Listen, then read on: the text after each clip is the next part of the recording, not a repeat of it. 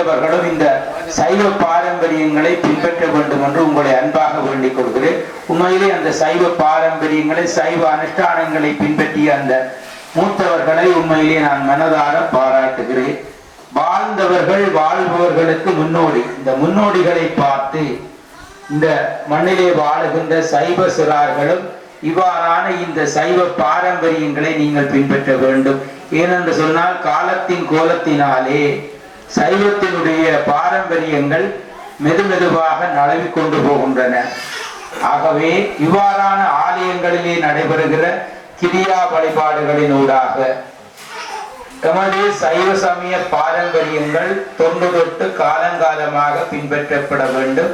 அதற்கு இவ்வாறான ஆலயங்கள் முன்னுதாரணமாக திகழ வேண்டும். அவ்வாறு திகழ்வதனூடாக எமது இன்பமே செய்வ எல்லோரும் வாழ்கின்ற எமது சைவ சமயத்தினுடைய நன்னது தலைக்கும் என்று சிந்தித்துக் கொண்டு இந்த கும்பாபிஷேக நிகழ்விலே கலந்து கொண்டு அம்பிகையை வழிபட்டு நிறைவேற்றியிருக்கின்ற உங்கள் யாவிற்கும் எல்லாம் வல்ல கண்ணகியம்பாளுடைய திருவருள் பரிபூர்ணமாக கிடைக்க வேண்டும்.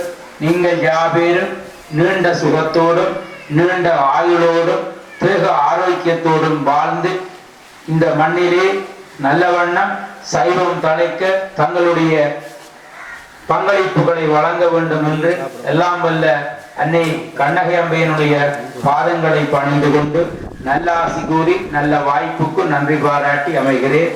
இன்பமே சூழ்க, எல்லோரும் வாழ்க. திருச்சிற்றம்பலம். ஆசி உரையை வழங்கிய சோம சம்பந்த குருக்கள் அவர்களுக்கு ஆகிய பரிபாலன சபையின் சார்பில் நன்றிகளை கூறிக்கொண்டு இங்கே வீட்டிருக்கின்ற அனைத்து சிவாச்சாரியர்களையும் ஆசியுரை வழங்குமாறு பிரதம குருக்கள் அவர்கள் கேட்டுக்கொண்டதற்கு அமைவ அனைவருமே ஒரு சிறு சிறு நேரத்திலே தங்களுடைய ஆசியுரையை கூறி அமைந்திருக்கின்றார்கள். அந்த வகையிலே அவர்கள் அனைவருக்கும் ஆலய பரிபாலன சபை சார்பில் மீண்டும் நன்றியை கூறிக்கொண்டு இந்த இடத்திலே எனது கருத்தாக ஆசியுரையை முக்கியப்படுத்தாமல் இந்த கும்பாபிஷேக நிகழ்விலே நடைபெற்ற சில கிரிகைகளுடைய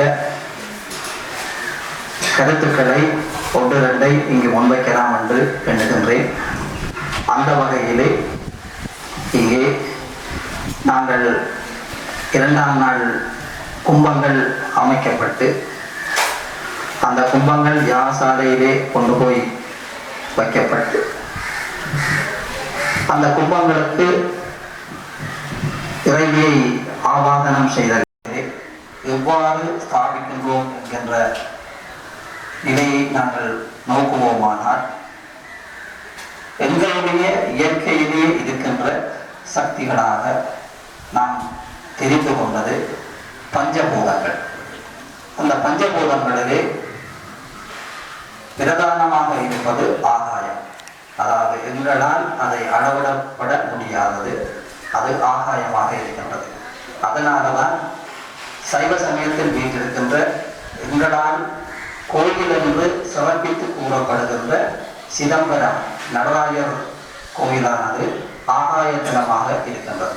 அந்த வகையில் ஆகாயமானது மிக பெரிதாக வீற்றிருக்கின்றது. அதற்கு அடுத்தபடியிலே வருகின்ற பஞ்சபூதமாக ஆகாயத்துக்கு கீழே வருகின்ற பொழுது காற்று, நாங்கள் சுவாசிக்கின்ற காற்று ஆகாயத்தில் கீழே இருக்கிறது. அதற்கு அடுத்த நிலையிலே அக்கினி வருகின்றது, மூன்றாவது பூதமாக. அதற்கு அடுத்த நிலையிலே நீர் வருகின்றது. அதுக்கு அடுத்த நிலையிலே பூமி, எங்களுடைய பூமி, நிலம் வருகின்றது. எனவே இந்த பஞ்சபூதங்கள் இந்த உலகிலே ஆகாயம், அடுத்து காற்று, அடுத்து நீர், அடுத்து அக்கினி, அடுத்த நீர், அடுத்தது நிலமாக இருக்கின்றது. இந்த வகையிலே எங்களுடைய இந்த கும்பாபிஷேகத்திலே நாங்கள் ஒரு இறை சக்தியை எவ்வாறு உருவானவர் அந்த கும்பத்தில் கொண்டு வந்து அதை பிம்பத்தில் சேர்க்கின்றார் என்ற ஒழுங்கை பார்க்கின்ற பொழுது, தனது ஆவாகனத்தின் மூலம் ஐயா பூவை எடுத்து மேலே கொண்டு போவார், கையை உயர்த்தி மேலே கொண்டு கொண்ட போது அந்த ஆகாயத்தில் இருக்கின்ற அந்த பிரபஞ்ச சக்தி, இந்த இறை சக்தியை முதலில் தனது கைகளில் கொண்டு வருகின்றார். அந்த சக்தியை அக்கினியில் கொண்டு வந்து வாயு கூடாக, அதாவது அந்த ஆகாயத்தில் இருந்து எடுக்கப்படுகிற சக்தியானது அவர் தன்னுடைய தேகத்தில் மூச்சுக்கூடாக கொண்டு வந்து தன்னுடைய இதயத்தில் சேர்த்து அதை அப்படியே அக்கினியில் ஸ்தாபிக்கின்றார் முதலாவதாக. அப்ப பிரபஞ்சத்தில் ஆகாயத்தில் இருக்கின்ற அந்த சக்தியானது வாயுவுக்கு வந்து வாயுவால அது இறங்கி வந்து அக்கினியில் சேர்கின்றது. அங்கே ஓமகுண்டத்திலே அக்கினியில் சேர்க்கின்றார். ஓமகுண்டத்திலே சேர்க்கப்படுகின்ற அந்த இறை சக்தியானது ஓமகுண்டத்திலிருந்து ஒரு நூல் வழியாக நாடி சந்தானத்தினூடாக அது கும்பத்திலே இருக்கின்ற அந்த நீருக்கு வருகின்றது. நீருக்கு வருகின்ற அந்த சக்தியானது மீண்டும் அது இங்கே பிம்பத்திலே வர்ணவேலை செய்து கொன்ற கிருஷ்ணா அவர்களுக்கும், மற்றது அந்த வளைவு மணிக்கூர அழைத்த மன்னன் அவர்களுக்கும் நன்றியை கூறி, மற்றது இங்கே இந்த சிறு சிறு வேலைகளை செய்த இந்த மேசன்மார் அனைவருக்கும், மற்றது இந்த ஆலயத்தை புனரமைத்து செய்து இந்த ஆலயத்தை இவ்வளவு தூரம் கட்டப்பட்டு செய்து கொண்டிருந்த ஆசாரிமார் அனைவருக்கும் எங்கள் மனமார்ந்த நன்றியை கூறிக்கொண்டு, மற்றது இந்த இனிவரும் நாளிலிருந்து இந்த பூஜைகளை சங்காபிஷேகத்தை சிறப்பாக செய்வதற்கு அம்பாளுடைய அடியார்கள் அனைவரும் வந்து இதே போல இந்த ஆடி மாதம் 3ஆம் தேதி வரை நடைபெறுகின்ற கிரிவுகளுக்கு ஒத்துழைக்குமாறு அன்பார்ந்த அடியார்களை கேட்டுக்கொண்டிருக்கின்றோம். மற்றது இந்த ஆலயத்திலே நடைபெற்ற இந்த விழாக்களுக்கும் இந்த கட்டிடங்கள் இப்படியான இதுகளுக்கு எல்லாம் உதவிய எங்களுடைய குடத்தின வடக்கிலிருந்து புலம்பெயர்ந்து சென்று அயல் நாட்டுகளிலே வாழ்ந்து கொண்டிருக்கின்ற அனைத்து குடத்தனை மக்களாலும் தரப்பட்ட வாதத்திலே வாழ்கின்ற மக்கள் அனைவருக்கும் இந்த கும்பாபிஷேகங்களை நிகழ்த்தி கொண்டிருக்கின்ற அரியவர்கள் யாவருக்கும் நன்றிகளை தெரிவித்துக் கொண்டு, குருவர்கள் இன்றி திருவருள் கிடையாது என்று கூறுவார்கள். அந்த வகையிலே இந்த இடத்திலே நீங்கள் அனைவரும் குருவர்களோடு கூடிய திருவருளை பெற்றுள்ளீர்கள். அந்த வகையிலே இப்பொழுது எங்களுடைய கும்பாபிஷேகத்தை திறம்பட நடாத்தி கொண்டிருக்கின்ற எங்களுடைய சாதக ஆசிரியராக திகழ்கின்ற, இந்த ஆலயத்திலே பூதக ஆசிரியராகவும் திகழ்ந்து கொண்டிருக்கின்ற செஞ்சொற் சாதகன் சசிதர குருக்கள் ஐயா அவர்களுடைய ஆசியை வேண்டி அவர்களுடைய பாதம் பணிந்து, அடுத்ததாக இந்த கும்பாபிஷேகத்தை பிரதான சிவாச்சாரியாராக திகழ்ந்து நடாத்தி கொண்டிருக்கின்ற சைவ புலவர் ரத்தின திருமால குருக்கள் ஐயா அவர்களுடைய பாதார விந்தங்களையும் பணிந்து அவருடைய அருளாசி வேண்டி, அடுத்ததாக இந்த கும்பாபிஷேகத்திலே பரிவாரமூர்த்தி சர்வசாதக ஆசிரியராக திகழ்ந்து கொண்டிருக்கின்ற நாவண்ணா வருணதேவ குருக்கள் ஐயா அவர்கள்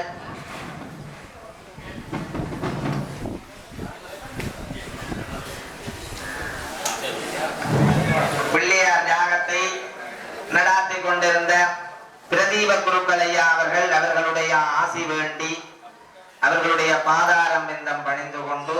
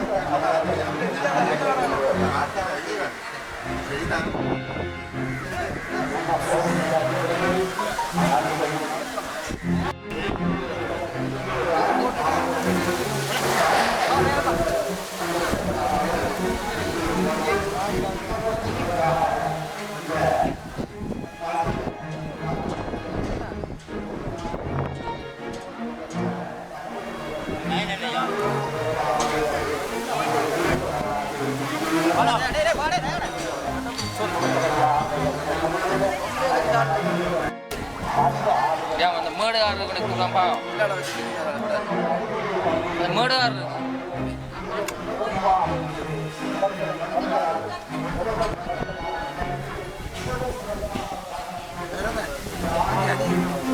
அடி அடி எல்லாம்